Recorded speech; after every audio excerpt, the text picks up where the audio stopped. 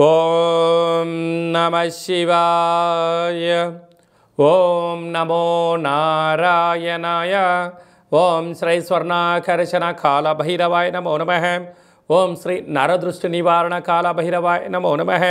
నమస్తే అస్తు భగవన్ విశ్వేశ్వరాయ మహాదేవాయ త్రయంబకాయ త్రిపురాంతకాయ త్రికాగ్నికాలాయ కాలాగ్నిరుద్రాయ నీలకంఠాయ మృత్యుంజయాయ సర్వేశ్వరాయ సదాశివాయ శ్రీమన్మన్మహాదేవాయ నమో నమః.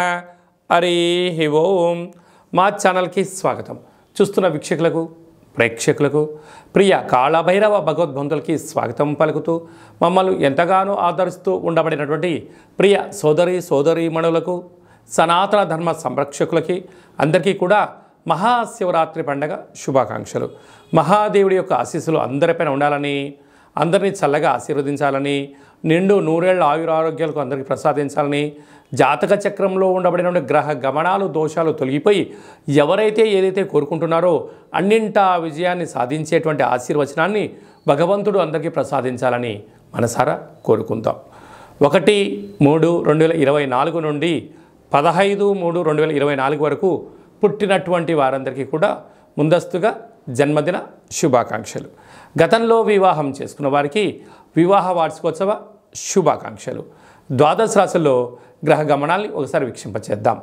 మేషరాశిలో గురు సంచార స్థితి, కన్యరాశిలో కేతు సంచార స్థితి, మకర రాశిలో కుజుడు మరియు శుక్ర సంచార స్థితి, కుంభరాశిలో రవి బుధాదిత్య రాజయోగము మరియు శనేశ్వర స్వామివారి యొక్క సంచార స్థితి.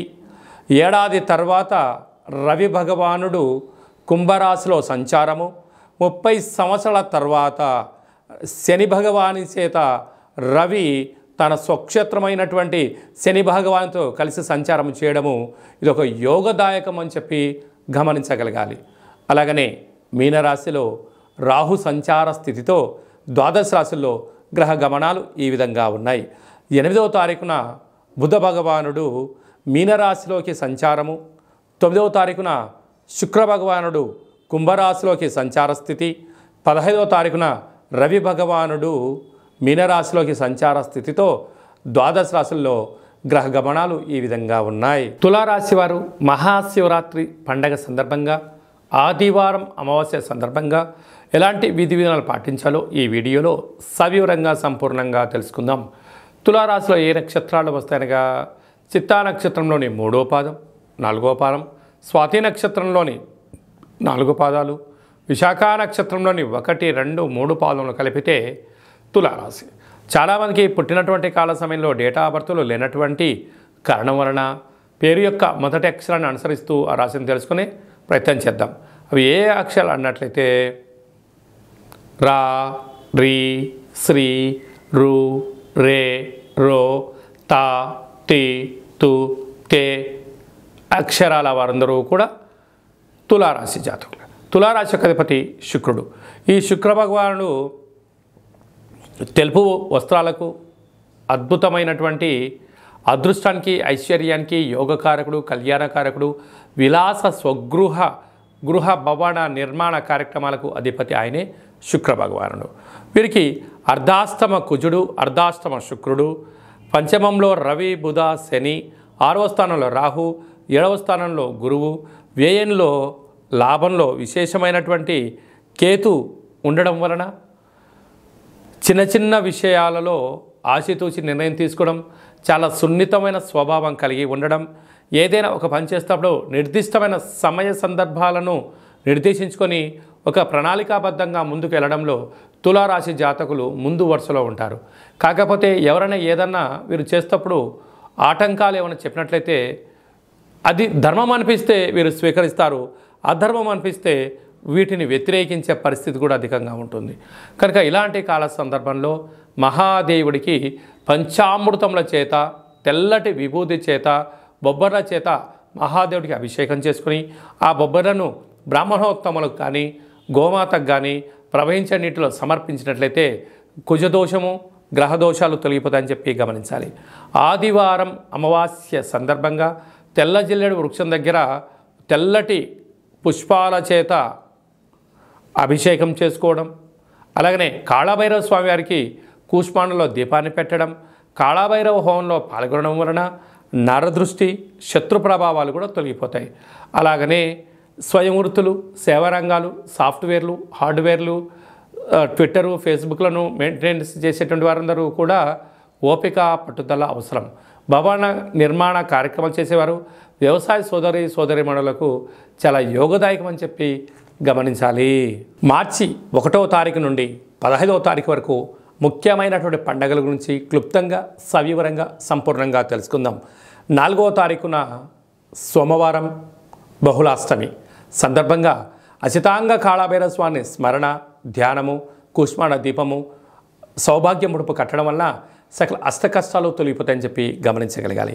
8వ తారీఖున మహాశివరాత్రి పండుగ, విశేషమైనటువంటి శుక్రవారం, శ్రవణ నక్షత్రం, ధనిష్టా నక్షత్రంతో కూడుకున్నటువంటి మహాశివరాత్రి అవ్వడం వలన మనకు అయోధ్య రామ మందిర నిర్మాణం తదనంతరం తర్వాత మొట్టమొదటిసారిగా వస్తూ ఉండబడిన మహాశివరాత్రి పండుగ సందర్భంగా మనమందరం కూడా జన్మకో శివరాత్రి అన్నట్టుగా ఈ యొక్క 2024వ సంవత్సర ప్రారంభ కాలంలో శుక్రవారం కళౌ వెంకటేశ్వర అన్నట్లుగా శ్రీ వెంకటేశ్వర స్వామి వారి యొక్క జన్మ నక్షత్రం రోజున మాస శివరాత్రి, మహాశివరాత్రి సందర్భంగా మనమందరము కూడా వీలైనంత వరకు ఉప ఆవాసం ఉందాం, శివనామస్మరణ చేద్దాం, వీలైనంత వరకు మౌనంగా ఉండే ప్రయత్నం చేద్దాం. ఆ ఆది మహాదేవుడి యొక్క ఆశీస్సులు పొందుదాం. కుదిరితే మీ దగ్గర ఉండబడిన శివాలయంలో అభిషేకం చేసుకోండి.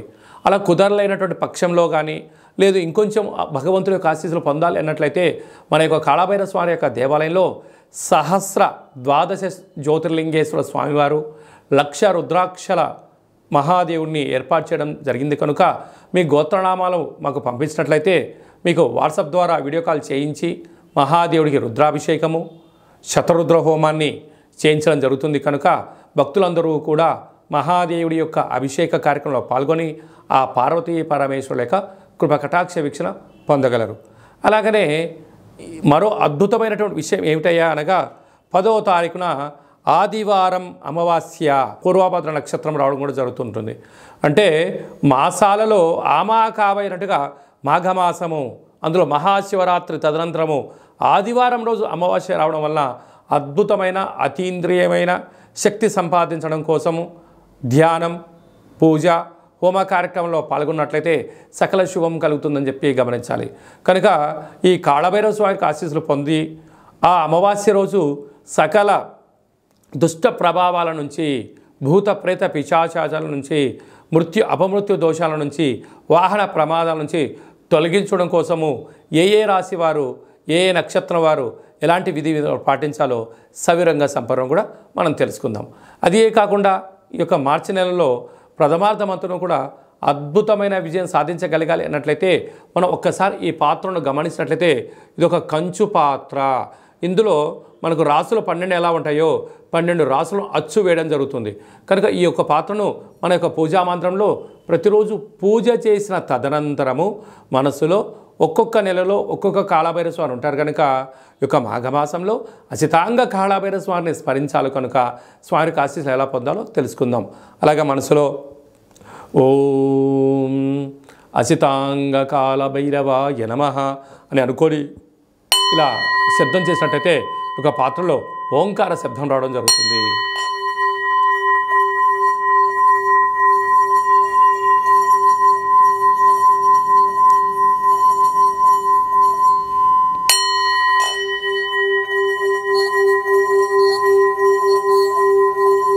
ఈ శబ్ద తరంగాల ద్వారా గృహంలో మనకు ఉండబడినటువంటి దరిద్ర దేవత బయటికి వెళ్ళిపోయి బయట సంచరిస్తూ ఉండబడినటువంటి లక్ష్మీమాత మన గృహానికి వస్తుందని చెప్పి కూడా గమనించగలగాలి.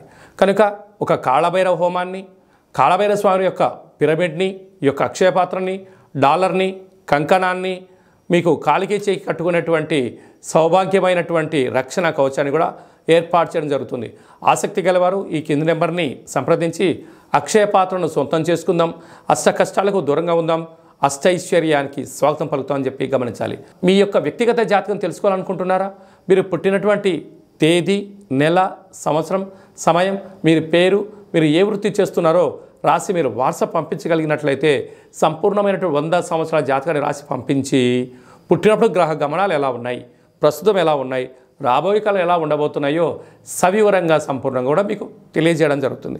చాలామందికి డేటా ఆఫ్ బర్త్లు లేనటువంటి వారికి మీ పేరు యొక్క మొదటి అక్షరాన్ని అనుసరిస్తూ కాళభైరవ ఉపాసన చేత రమణ శాస్త్రం ద్వారా గవ్వల ద్వారా మీకు జ్యోతిష్యం తెలియచేస్తూ భూత భవిష్యత్ ఉత్తమాలను కూడా తెలియజేయడం జరుగుతుంది. కనుక మీ వ్యక్తిగత జాతకం తెలుసుకోవాలనుకుంటున్నట్లయితే ఈ కింది నెంబర్ సంప్రదించి అపాయింట్మెంట్ తీసుకొని సంప్రదించగలరు. అలాగా మీ అబ్బాయికి కానీ అమ్మాయికి కానీ ఎంత వివాహ ప్రయత్నం చేసినా వివాహం అవ్వడం లేదా, జాతకంలో ఎలాంటి దోషాలు ఉన్నాయి, వచ్చేటువంటి అమ్మాయి యొక్క కానీ అబ్బాయి యొక్క జాతకంలో ఎలాంటి యోగాలు ఉన్నాయో వివాహ పొంతన మన యొక్క దేవాలయంలో అద్భుతంగా చూడడం కూడా జరుగుతుంది.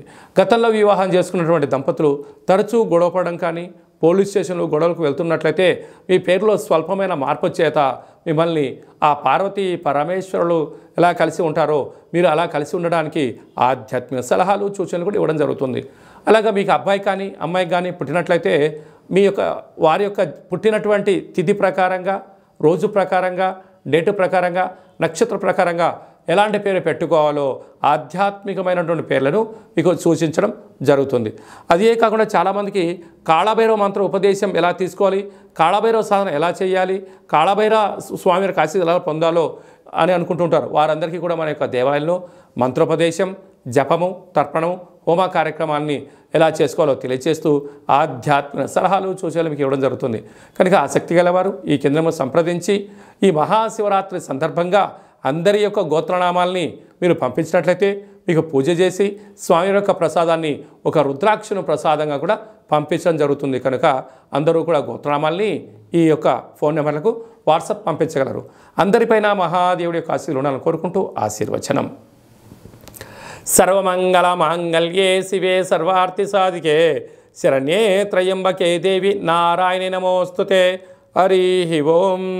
శతమానం భవతి శతాయు పురుష సతేంద్రియ ఆయుష్యేవేంద్రియే ప్రతిష్టతి. ధనం ధాన్యం బహుపుత్రలాభం శత సంవత్సరం దీర్ఘమాయు. సర్వే జనా సుఖినో భవంతు. లోకా సమస్తా సుఖినో భవంతు. సర్వం శివార్పణమస్తు. ఈ వీడియో మీకు నచ్చినట్టయితే లైక్ చేయండి, షేర్ చేయండి. మేము చేస్తున్న వీడియోలో మీకు ముందస్తుగా నోటిఫికేషన్ రావాలి అన్నట్టయితే సబ్స్క్రైబ్ చేసుకొని ఆలనే బటన్ కూడా తెలియచేయండి. మీరు ఎవరి క్షేమాన్ని కోరుకుంటున్నారో లేదా మీ క్షేమాన్ని ఎవరైతే కోరుకుంటున్నారో వారందరికీ ఈ మహాదేవుడి యొక్క అభిషేక కార్యక్రమమైనటువంటి ఈ వీడియోను అందరికీ ఫార్వర్డ్ చేయండి. మహాదేవుడి యొక్క ఆశీస్సులు పొందండి.